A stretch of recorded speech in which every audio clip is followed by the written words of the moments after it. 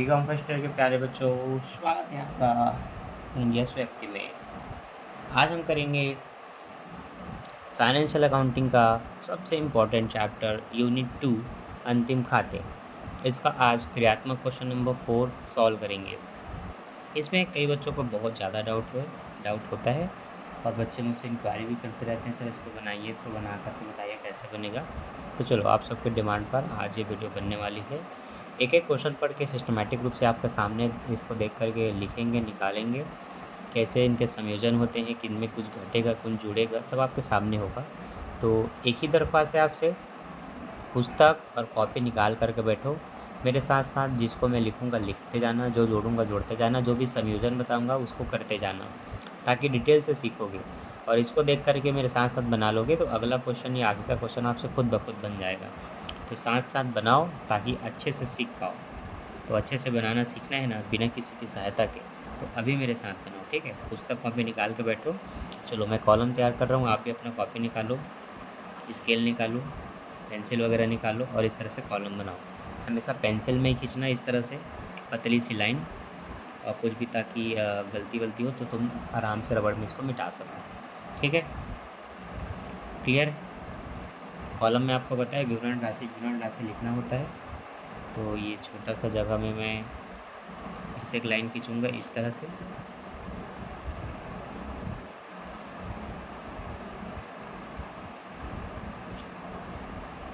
अब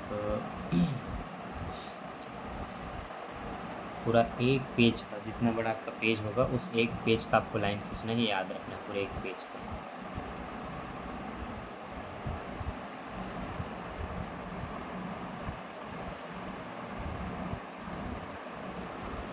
ये इस तरह से, ठीक है, पूरे एक पेज का। तो फटाफट आप लोग भी लाइन खींचो।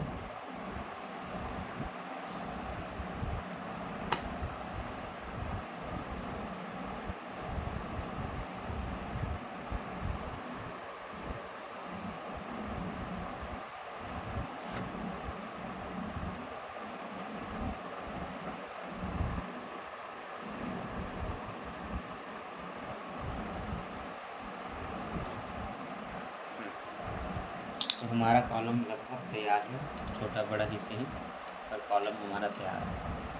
अब आपको पता है क्या क्या लिखना होता है। मुंडीलाल एंड सन्स की पुस्तकों में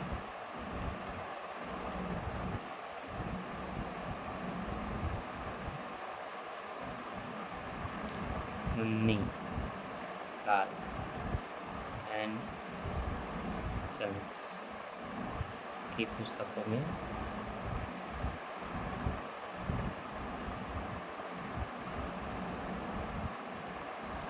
व्यापार व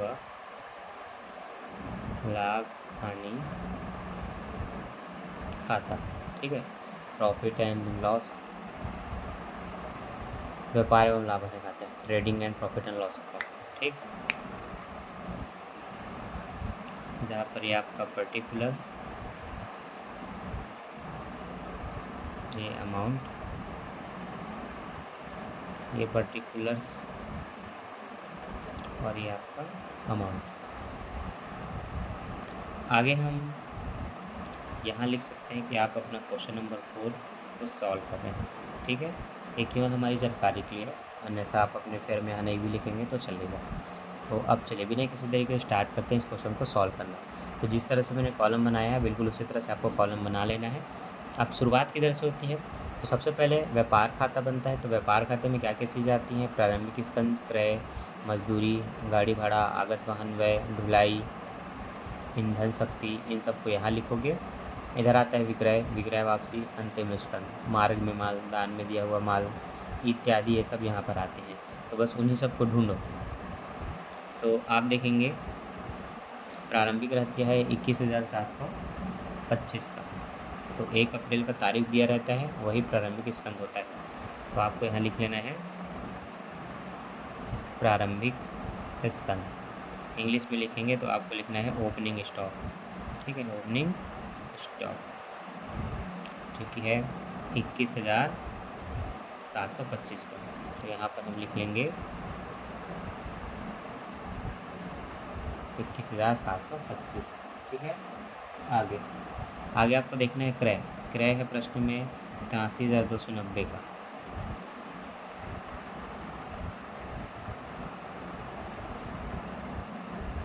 ठीक, वापसी भी ढूंढना पड़ेगा कितने का वापसी है, और वापसी यहीं पर दिया जाता है।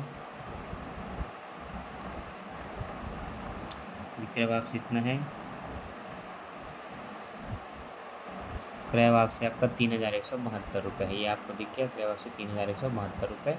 तो वापसी इसमें घटाना होता है, तो यहाँ नीचे में आप वापसी लिखेंगे, माइनस का चिन्ह लगाएंगे और 3,172 रुपये घटा देंगे। 3,172 घट के जो भी आएगा उसको यहाँ लिखना है। तो आप कैलकुलेटर में भी इसको माइनस करो, 80,118 आएगा। तो आप लोग करके देखो। ठीक, तो कैलकुलेटर भी पास में रखना, एक तो अलग से ले लो, 50-100 रुपये का जो भी आता होगा ऐसे फिट करने के लिए। और बस इसी तरह से देख देख कर लिखते जाना और कैलकुलेशन करते जाना। ठीक, इसके बाद मैंने बोला जब प्रारंभिक स्कंद क्रय वापसी वगैरह हो जाए तो क्रय पर भाड़ा या मजदूरी इत्यादि इन सबको देखो। तो कारखाने की जो भी खर्चे होते हैं इसी में आता है। तो कारखाने व ईंधन शक्ति है आपका 542 रुपये का। ठीक है, उसको लिख लो।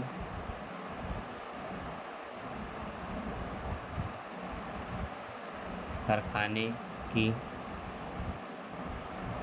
ईंधन शक्ति कितना दिया है, 542। ठीक, फिर मैंने लिख दिया 542। आगे है आपका कारखाने की रोशनी 392, ये भी लिखेंगे। कारखाने की लाइट, फैक्ट्री लाइट, कारखाने की रोशनी कितना है, 392 है ना। ठीक, आगे है निर्माणक मजदूरी, मैन्युफैक्चरिंग एक्सपेंसेस, निर्माण मजदूरी कितना बोला था मैंने, 9,915। तो इसमें अधिकतर संयोजन होते हैं, तो इसको अभी अंदर में लिख लेता हूँ, 9,915। अब देख लेते हैं संयोजन में कुछ है क्या। इसका अच्छा बात है कि संयोजन यहीं पर दे दिया है, आप ऊपर में पूरा देख सकते हैं। तो प्लांट और मशीन फिक्चरिंग पर ह्रास वगैरह, मार्च के किराए के आदत हैं, देनदारों पर ये निकालना है, बीमा पर आदत है। आदत मजदूरी 800 रुपये, वेतन 350 रुपये। आदत है तो आदत देना बाकी होता है, तो इसको जोड़ते हैं। तो मैं यहाँ जोड़ूंगा आदत। ठीक है, 800 रुपये तो जोड़ करके 100 देंगे तो 10,715 हो जाएगा। तो मैं यहाँ लिखता हूँ सीधा 10,715। ठीक, तो इस तरह से जो जुड़ता है जोड़ जाड़ के लिख लेना है। आगे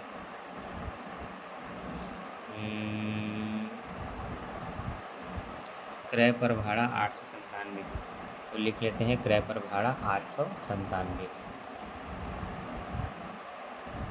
तो नीचे लिख रहे हैं हम क्रय पर भाड़ा 897। ठीक, क्रय पर भाड़ा अभी तक कोई संयोजन नहीं देता, इसलिए जैसा है वैसा उठा के लिख दो। लेकिन फिर भी एक बार समय आपके पास अच्छा खासा हो तो पूरा संयोजन को पढ़ना। इसके बाद क्या है, विक्रय वापसी। इसका भी कोई काम नहीं है। कार्यालय वेतन शुरू हो गया, मतलब यहाँ से जो भी खर्चे हो गए वेतन से शुरू, ये सब लाभ हानि का है, तो इसको अभी कोई काम नहीं है, तो अब इसमें नहीं लिखना है। अब आपको विक्रय देखना है जो कि 1,26,177, तो उसको लिखना है समाकलन साइड। हम यहाँ पर लिखेंगे विक्रय कितना था बच्चों, 1,26,177। तो हम यहाँ पर लिख लेते हैं 1,26,177। इसमें भी वापसी है तो वापसी हटा के लिखते हैं। तो ये माइनस कर रहे हैं, वापसी कितने का है, 7,422। तो 7,422 घटा देंगे, जो भी आएगा उसको लिखना है। तो घटाने पर 7 में 2 गया 5, ये 7 में 2 गया, ये भी 5, 6 में 1 नहीं जाएगा, 6 में 4 नहीं जाएगा, सॉरी 1 में 4 नहीं जाएगा, उधारी लेके 11, 11 में 4 घटाएंगे 7, 5 में अब ये नहीं जाएगा तो 15 में 7 जाएगा 8, 1 1। 1,18,755। ठीक। अब सबसे लास्ट में जो इसमें लिखते हैं, अगर और कुछ नहीं है तो वो है अंतिम स्कंद। अंतिम स्कंद नाम से है, अंतिम है तो उसको अंतिम में लिखो। अंतिम स्कंद ज़्यादातर तलपट से बाहर संयोजन में दिया जाता है। तो अंतिम स्कंद प्रश्न में 16,580 रुपये का है, तो यहाँ लिख देंगे 16,580 रुपये। ठीक। अब क्या करना है, सबको जोड़ के घटाना है, तो इन दोनों पक्षों को जोड़िए और इनके साथ घटाइए। ठीक है, तब आपको मिल जाएगा सकल लाभ। तो जोड़ने का काम तूफान की तरह स्पीड से करना, लेकिन फिर भी आप लोग के सामने बताना है, निकाल करके दिखाना है, इसलिए देखो अपना अपना कैलकुलेटर अपने पास रखो। 21,725 पहला अमाउंट, दूसरा अमाउंट आपका कितना है 80,118। ठीक। तीसरा अमाउंट 542। ठीक है। चौथा अमाउंट 392 और पांचवा अमाउंट 10,715 और उसके बाद है 897। तो आपका हो रहा है 1,14,389। ठीक है, 1,14,389। ठीक। अब इधर को देखते हैं, ये कितना आ रहा है। ये आपका हो रहा है 1,18,755 प्लस 16,580। ठीक, ये हो रहा है आपका 1,35,355, जिसमें से 1,14,389 को घटाएंगे। 1,14,389, 20,946 आ रहा है, जो कि कुछ तो गलत है।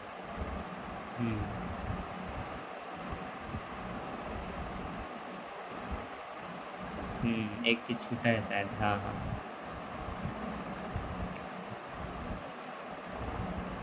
2,680 निर्माणक व्यय है ना। हाँ, ये निर्माणक व्यय को लिखना होता है, ये चीज़ छूटा है।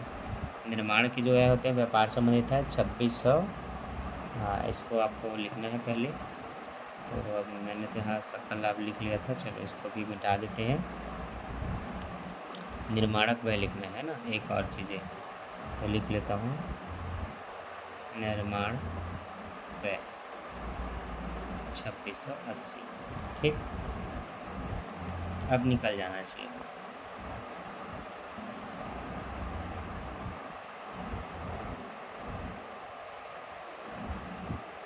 तो अभी हम एक चीज़ में और घटा देते हैं, वही 2,680। तो 18,266 आपका आंसर दिया हुआ है, जिसको आप हमेशा अगले प्रश्न के लास्ट में जाकर किस तरह से चेक कर सकते हैं। 18,626 दिया हुआ है। ठीक,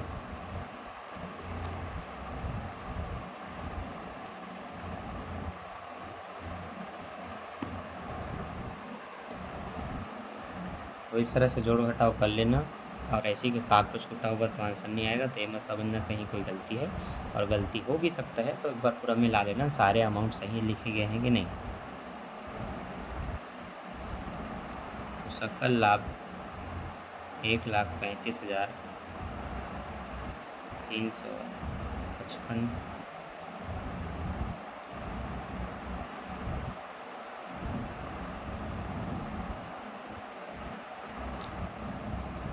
माइनस ये हुआ था आपका 1,14,389 प्लस 2,680 है, तो 1,17,069।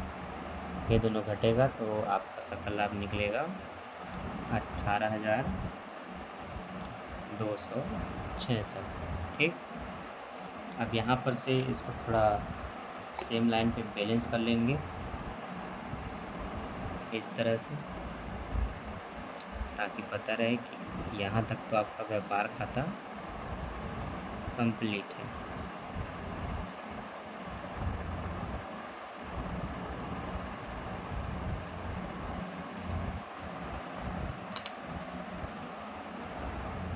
बड़ा अमाउंट ये है 1,35,500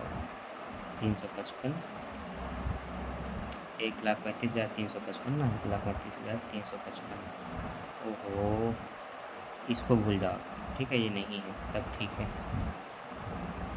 1,35,355। अब जैसे आपका व्यापार बनता है तो यहीं से लाभ हानि शुरू होता है, तो लाभ हानि यहीं से शुरू होगा, जिसको शुरुआत सकल लाभ या सकल हानि से होता है।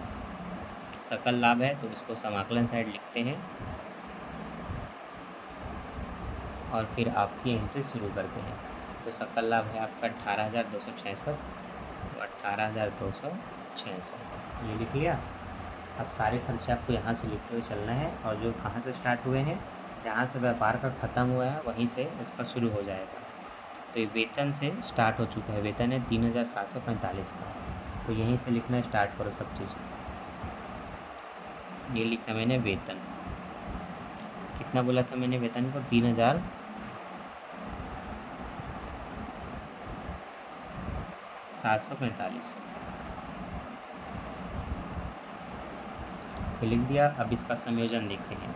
तो वेतन के हैं अदद कितने हैं, 350, तो अदद को जोड़ना होता है भाई। तो यहाँ पर अदद लिखोगे, प्लस करोगे 350, है ना, तो 4,095 होना चाहिए, तो यहाँ पर हम लिखेंगे 4,095। ठीक, लाइन से लिखते जाओ ना, जो भी क्रम है। इसके बाद है आपका यात्रा व्यय। यात्रा व्यय है 925 का। ठीक, यात्रा व्यय पूरा लिख दो।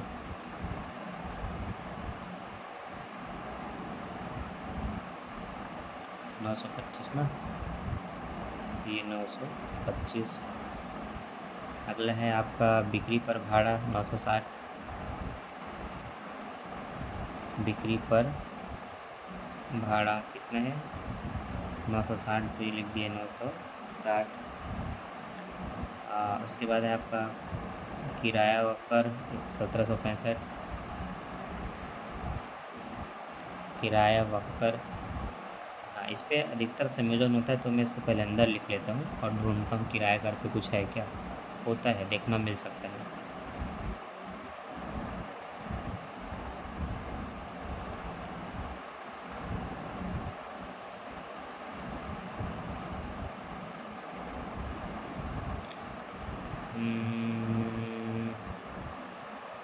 किराए के 150 रुपये आदत है। आदत है मतलब देना है, मैंने कहा था मिलेगा, मिल गया। और क्या मिला हमें, आदत मिला।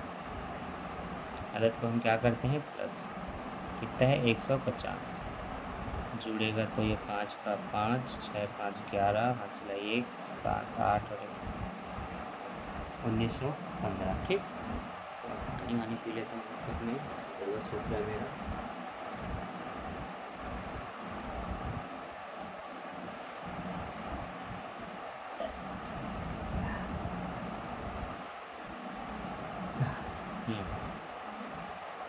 तो ये क्लियर है यहाँ तक, आगे देखो।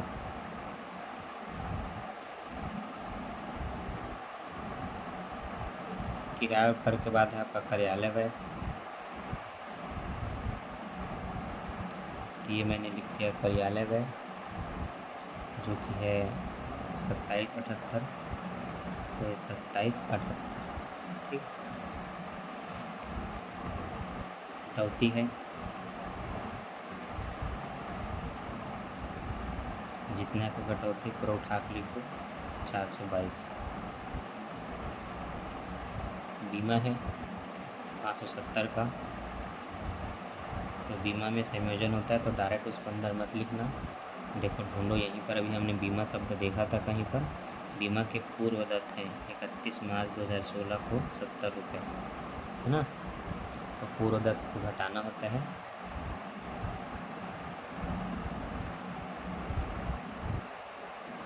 ₹70 घटेगा तो सिर्फ ₹500 लिखाएगा। पूर्वगत इसलिए घटता है, वो पहले का खर्च होता है जो कि अभी दे दिया जाता है, तो अभी भी आप उसको घटा दें। ठीक, ये घट गया। अब खर्चे यहाँ से पूरे समाप्त हो गए।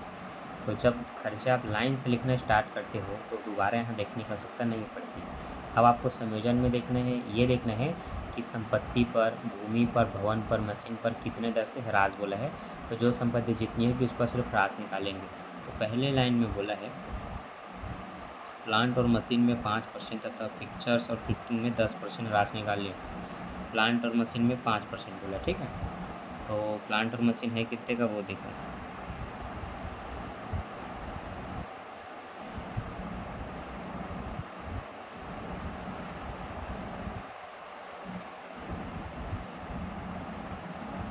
यहाँ तो नहीं है, अच्छा पीछे होगा ना, एक क्वेश्चन 2 भाग में है, इधर भी है, तो पीछे देखते हैं। हाँ, ये सबसे लास्ट में आपको पीछे ही दिया हुआ है इस तरह। प्लांट और मशीन है 55,000, इसका हमें 5% बोला गया। कितना परसेंट बोला है बच्चों? 5%, और पिक्चरिंग पे 10%, ठीक है। इनका 5% कितना होगा? देखो 10% मतलब इस तरह से लास्ट वाले जीरो को गायब कर दे तो 5,500, इसका 10% है। इसका आधा कर दो तो 500 का आधा 250, और 5,000 का आधा 2500। 2500 में 250 को जोड़ दो, 2750 हो जाएगा। तो वो निकल गया उसका 10%, जिसको यहाँ ला करके सीधे लिख देना है। ठीक है, तो देखो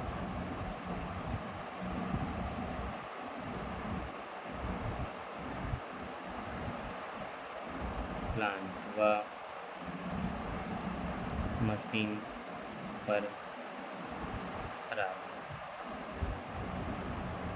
2750, 2500 प्लस 250 ही होगा 2750। ठीक, अब है आपका फिक्सचर्स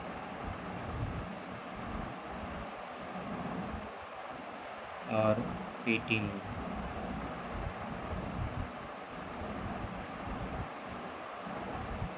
उस पर 10% लगाना है, तो उसका 10% मतलब एक जीरो गायब करो, 172। ये आपका 172। और देनदारों पे छूट वगैरह भी निकलता है, देख लेते हैं कितना बोला है। तो प्रश्न में कहा है देनदारों पर 2.5% है ना। देनदार है आपके पास 47,800, 47,800 पर 2.5% निकालेंगे। तो देखो ये सब मोबाइल में ही करना ताकि आपका समय बचे। 47,800, 2.5% देख लो कैसे निकालोगे। मल्टीप्लाई का चिन्ह लगाना, 2.5 लिखना इस तरह से, और 1% को दबा देना। तो लगभग 1195 जो निकला वही आपका इसका 2.5% है। तो 1195 को लिखो देनदारों पर छूट।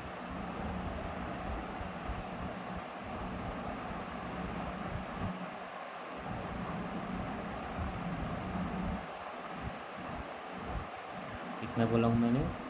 1195, तो ये 1195 होगा। ठीक, अब देख लेते हैं कोई संयोजन छूटा थोड़ी है, उसके बाद फिर जोड़ घटाव करेंगे। प्लांट और मशीन पे हो गया, फिशरिंग पे हो गया, मकान किराए का हो गया, देनदारों का हो गया, पूर्वदत्त बीमा का हो गया, आज़ाद मजदूरी का हो गया, वेतन का हो गया, रहतिया हो गया। हाँ, लेनदारों में गत वर्ष के क्षतिपूर्ति के दावे के 60 रुपये शामिल हैं, इसे इस वर्ष 10 रुपये में तय कर लिया गया। लेनदार के क्षतिपूर्ति में दावे के 60 रुपये शामिल है, इसे 10 रुपये कर लिया गया, मतलब 50 रुपये का प्रॉफिट हो गया। ठीक है, दावा जो लेनदारों को किया जाता है लेनदारों के द्वारा, उसमें से अगर वो कम हो जाते हैं तो वो आपके लिए प्रॉफिट हो जाते हैं। तो कर्मचारी क्षतिपूर्ति कोष से आपको 50 रुपये का प्रॉफिट हुआ है। ठीक, अब इन सबको भी आपके सामने हम जोड़ेंगे और देखेंगे हमारा आंसर लगभग क्या आता है। तो पहला अमाउंट है 4,095, दूसरा है 925, तीसरा है 960, फिर है आपका 1915,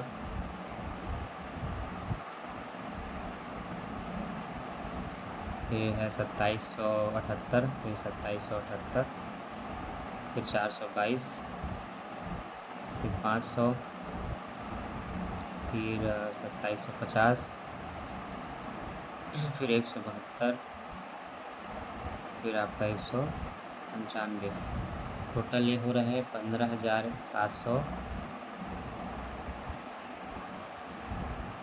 यहाँ लिखना नहीं है, जानकारी के लिए लिखा हूँ, ठीक है। 15,712 ये आपका हो रहा है 18,266 प्लस 50, इसमें से घटना चाहिए 15,712।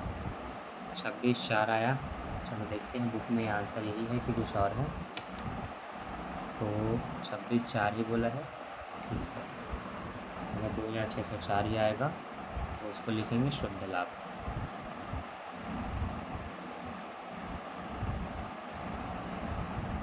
शुद्ध लाभ आपका 18,316 में 15,712 घटा तो आपका आया 2604, ठीक।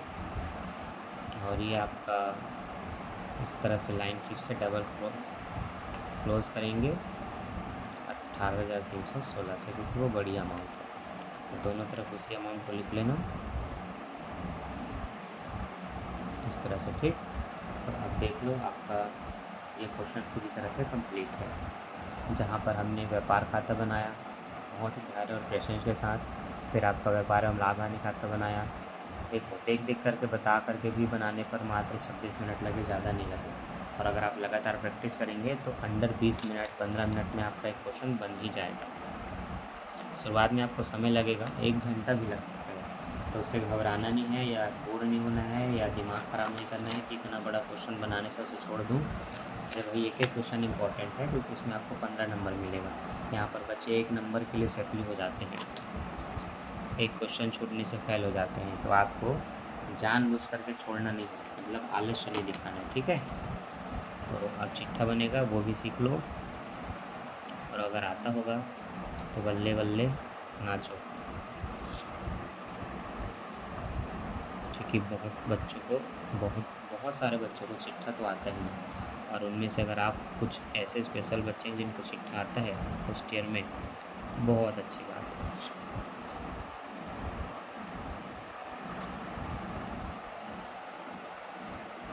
तो चलो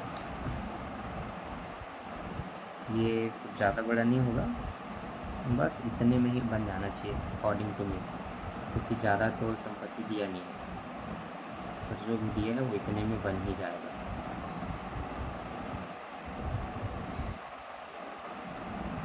ठीक है, चलिए देखते हैं अब इतने में बनता है कि नहीं। चिट्ठी को ही आप बैलेंस शीट कहते हैं।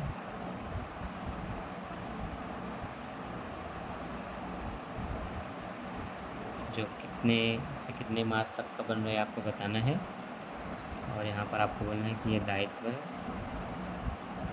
ये राशि है, यहाँ विवरण राशि नहीं लिखते, ये संपत्ति है और ये आपका राशि है, ठीक। आगे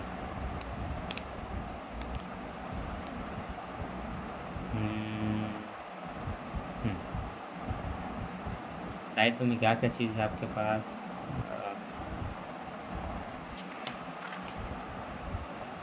देय बिल है,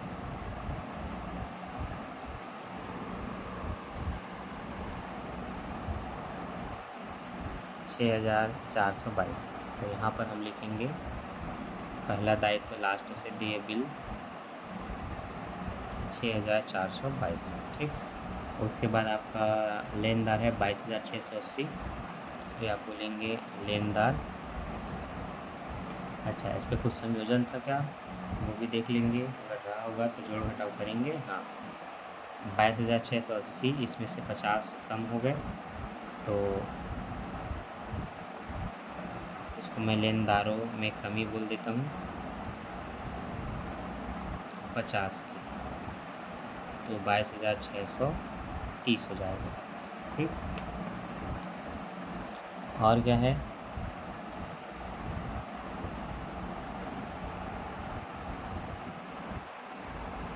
मुन्नीलाल की पूंजी 93,230। ठीक है, तो मुन्नालाल की पूंजी पूंजी में बहुत चीज़ जुड़ता और घटता है, तो याद रखना शुद्ध लाभ जुड़ेगा, आहरण घटेगा, पूंजी पर ब्याज भी जुड़ जाता है। 93 कितना बोला हूँ मैं, क्लियर नहीं दिख रहा है।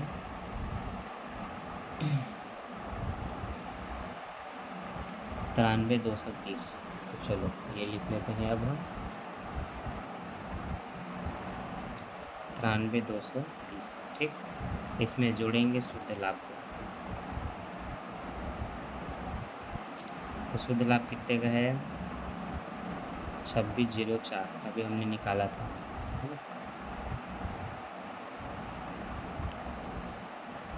ये अब इसमें से आहरण घटा देंगे। आहरण है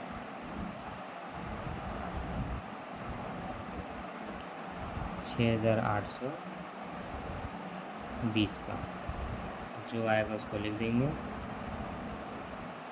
4 का 4, 1 का 1, 0, 15 में 6 जाएगा, 9 6 15, 9 6 और 8, 89,000। इसके बाद जब आपने समस्त दायित्वों को लिख लिया जो स्पष्ट दिख रहे हैं, तो इसके बाद आपको अदद वगैरह लिखना रहता है। तो अदद दो चीज़ों का है, क्या क्या है, एक अदद मजदूरी है, ठीक है, एक अदद वेतन है, एक अदद किराया है। तो मजदूरी है आपके 800 का, सैलरी है 350 का, किराया है 150 का। तो टोटल हो रहे हैं आपके 4 5 1300 लिख लिए। ठीक, अब इन सब को जोड़ करके देखो, अगर आपके हिसाब से दायित्व पूरा लिखा जा चुका है तो आप तुरंत जोड़ करके देख सकते हो कि आपका आंसर आ रहा है कि नहीं। और अगर आपने सब कुछ लिख लिया है बिना किसी टॉपिक को छोड़े, तो आंसर तो आपका एक ही तरफ का लिखने से आ जाता है। 1,19,366, सॉरी 1,19,366 बोला हूँ, और आप देख सकते हैं 1,19,356 है ना। कहाँ पर गलती है भाई,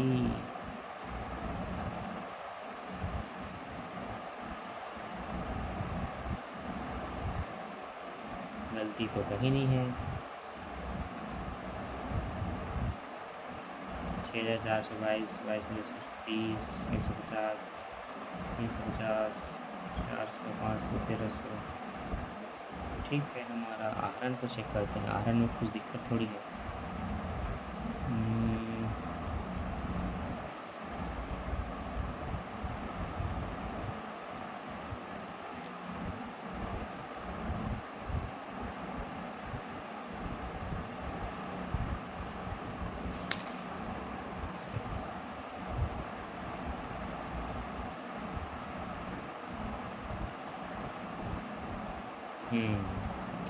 नहीं, गलती तो वैसे कुछ नहीं है, आहरण की राशि में ही कुछ कमी होगी, जिसके कारण से हमारे आंसर में 10 रुपये का फ़र्क पड़ रहा है। कितने रुपये का, 10 रुपये का फ़र्क। ठीक है, बाकी तो ठीक है, आपका यही आएगा 1,19,366। ठीक, चलो अब संपत्ति साइड को लिखते हैं, देखते हैं इसका क्या क्या आता है। तो जो भी संपत्ति आपको शुरुआत से पता है उसको लिखते हुए बना सकते हो, जैसे कि प्लांट और मशीन।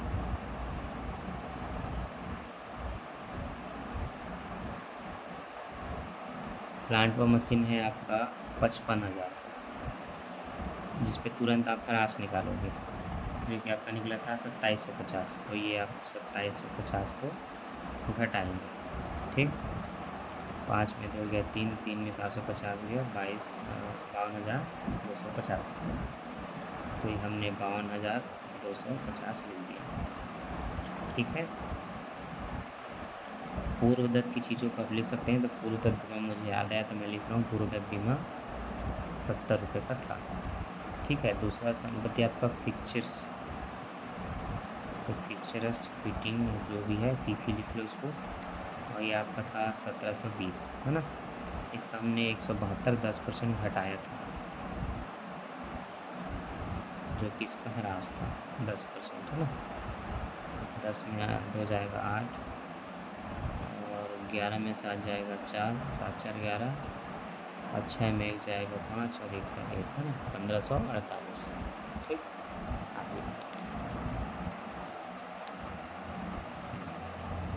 आगे है आपका बैंक में बाकी। बैंक है आपका 2245, तो ये पूरा 2245। ठीक। और आपके पास रोकड़ है आपका 68 रुपये का मात्र, तो लिख लेते हैं रोकड़ 68 रुपये का। ठीक है। देनदार है आपके पास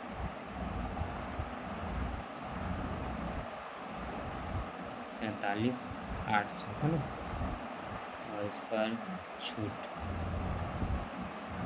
देनदारों पर छूट कितना निकालना था, 1195 का हमने छूट निकाला था। ठीक, याद है। तो ये दोनों घटेगा तो 10 में 5 गया 5 और 9 में 9 हो जाएगा 0। यहाँ से एक उधारी लेके इसको एक देंगे तो 10 में 5 गया 5, एक ये 10 होने के बाद एक दिया था तो ये 9 हो गया, 9 में 9 हो गया 0। 8 एक देने के बाद 7 हो चुका है, 7 में एक जाएगा 6, 7 में एक जाएगा 6, 4 का 4, 46,605। ठीक। और जब समस्त चीज़ें आपका लिखा जाए तो इसके बाद आप अपने अंतिम स्कंद को लिख सकते हैं, जो कि है 16,580। अंतिम स्कंद को यहाँ भी लिखते हैं और व्यापार खाते में भी लिखते हैं। अब चलो इनका भी जोड़ घटाव कर सकते हो। तो देखो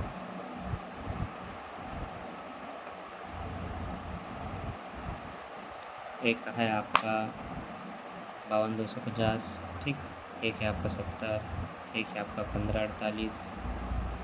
ठीक है। एक है आपका 22,45, एक है आपका 68 और एक है 46,605, एक है 16,580। ठीक। देखो यहाँ भी 1,19,366 है ना। तो कहाँ कहाँ आप जोड़ घटाव करोगे उससे अच्छा आप कुछ जगह मान सकते हो कि बुक में कुछ आंसर में मिस्टेक है, तो इसको 6 कर लेंगे ताकि पता रहे कि ये 66 है। ठीक है। या ऐसे काट के लिख लो 1,93,000, 1,19,366 आएगा। ठीक है। बस ये हुआ कंप्लीट। कंप्लीट हुआ है तो कंप्लीट अच्छे से कर देते हैं।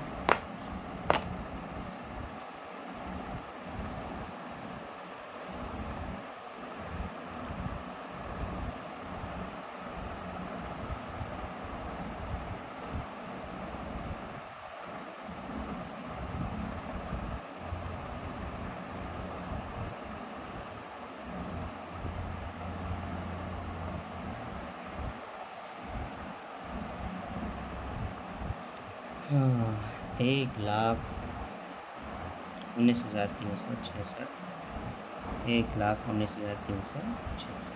ठीक है। ये बन गया चिट्ठा, आपका व्यापार लाभ हानि खाता तीनों। तो इसी तरह से एक एक वीडियो देख करके बाकी के क्वेश्चन खुद से ट्राई किया करो, बना करके देखा करो, संयोजन पे थोड़ा बार बार फोकस किया करो।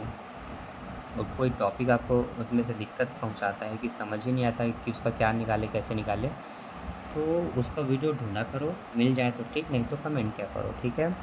जिसके लिए इंस्टाग्राम में मुझे फॉलो कर सकते हो HTM_sir.2021।